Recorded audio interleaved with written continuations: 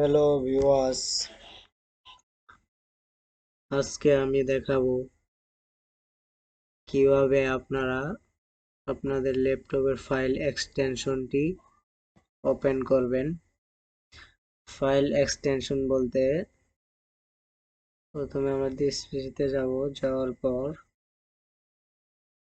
এই ফোল্ডারে গেলাম। যাওয়ার পর আমরা যদি এখানে রাইট ক্লিক করি, তারপর নিউ থেকে মনে করেন টেক্সট ডকুমেন্ট নিব। নেওয়ার পরে এন্টার চাপ দেওয়ার পরে যে .txt, এটা একটি টেক্সট ফাইল, এর জন্য ফোল্ডার নামের শেষে .txt উঠছে। আর যদি এটা একটা জেপিজি ইমেজ হতো তাহলে .jpg হতো।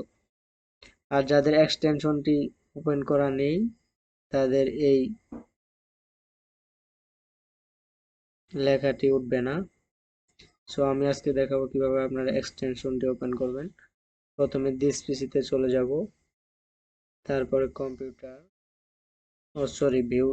ভিউ চলে যাব।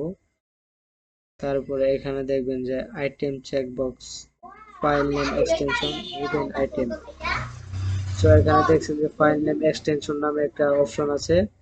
সো এটাতে আনচেক করে দিলে তাহলে আমার এক্সটেনশন শো করবে না। আর যদি এটাতে চেক করে দেই তাহলে আমি যে ফাইলটি ক্রিয়েট করব সেই ফাইলটি কি হচ্ছে, টেক্সট ফাইল নাকি জেপিজি ফাইল, সেটা আমি .txt বা জেপিজি হলে .jpg এরকম ভাবে আমরা এটা দেখতে পারবো। সো ধন্যবাদ, এটাই ছিল আজকের টপিক। ভালো থাকবেন, সুস্থ থাকবেন। আসসালামু আলাইকুম।